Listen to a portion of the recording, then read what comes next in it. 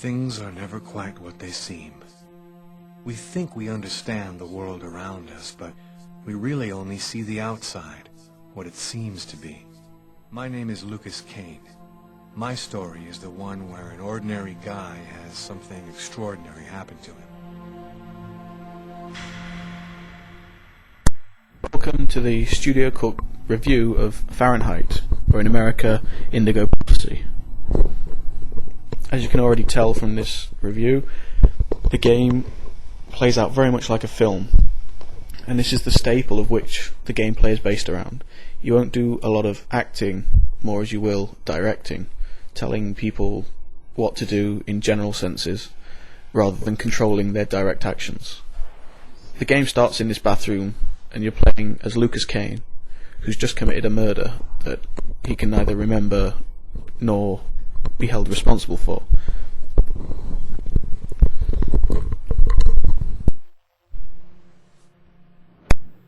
The game starts with a lot of stuff that you won't understand, but does in some ways get explained. There are a lot of twists and turns in the story, some of which make sense, some of which don't, but that'll be covered later on. So at the start of the game, after you've killed the innocent bystander, there's two ways to play the game. The game presents you with a lot of choices. You can work to get Lucas out of the problem, or you can work to keep Lucas sane. I didn't want... It was like a dream.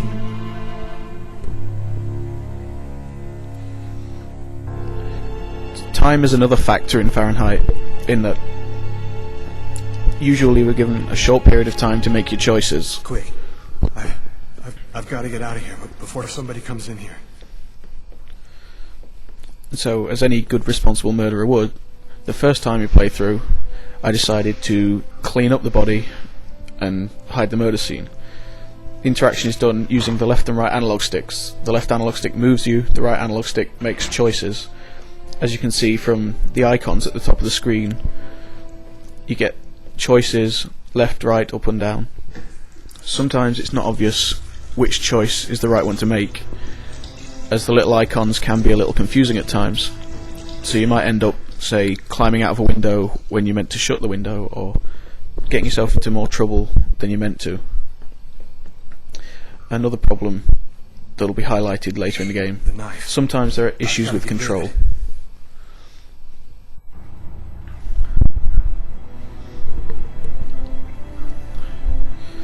The good thing about Fahrenheit is that the narrative is very strong. You're always being led through a story, even if the story doesn't always make sense.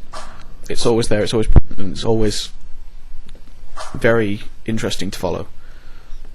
This is again another one of those instances where the icons at the top weren't clear enough, and the controls for this part actually involve tapping the button many times, but it doesn't become obvious that that's what you need to do. One of the problems with Fahrenheit is that it's not always obvious what you need to do. The story might have clues and the puzzle might be easily solved, but that doesn't mean solving the puzzle will be easy.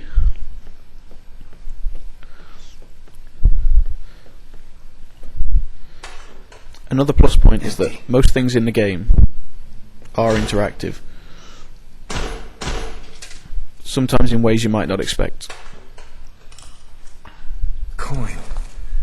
Might come in handy. And so far I've been a model murderer in that I've cleaned up the crime scene, hidden the murder weapon, calmed myself down, and just to further the illusion, I'm going to go back to my meal and make it look like nothing's wrong, nothing's happened. I'll put my meal, take a break, and then I can leave.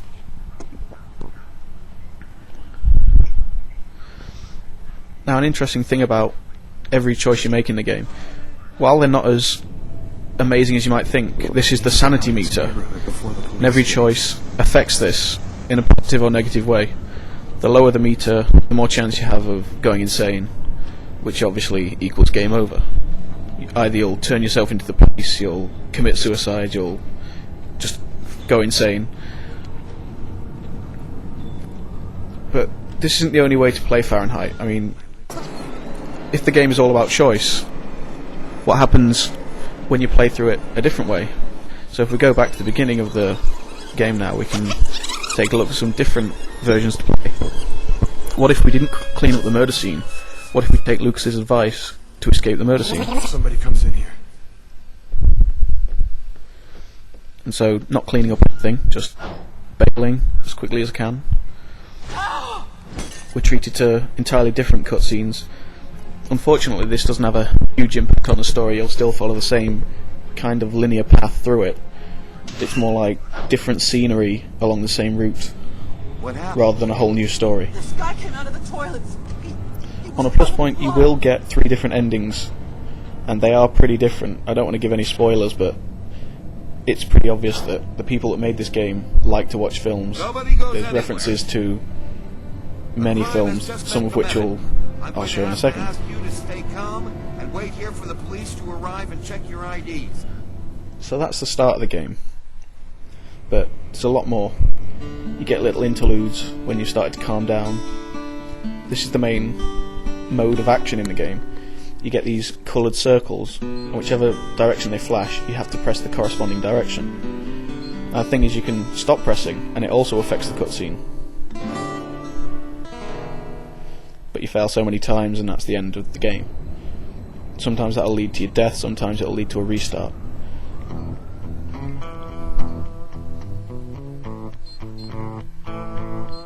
This is one of the film references.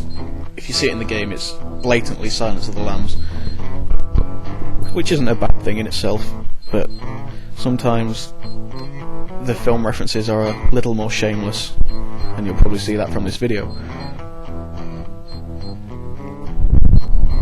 There are also a few twists and turns at the end. It won't make sense if you haven't played the game, so I wouldn't exactly class it as a spoiler, but this old lady turns into something else that you don't expect, and it doesn't follow the story very well. It seems like they got bored at the end and just wanted to put a big hitting end in, much like this next cutscene.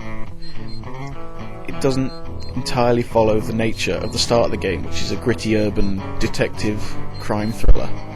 It becomes something entirely different by the end. It also references a few other films like The Matrix, pretty obviously.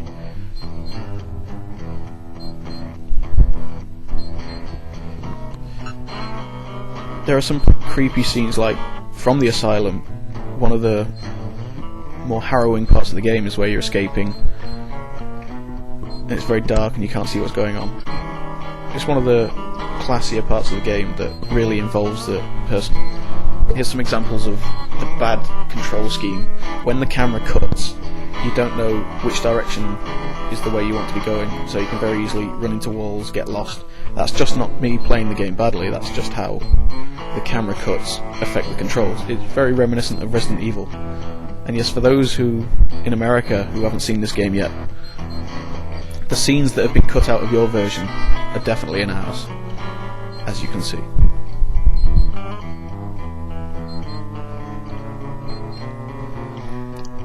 But in the end, Fahrenheit does have a great story, even if it does get loose towards the end.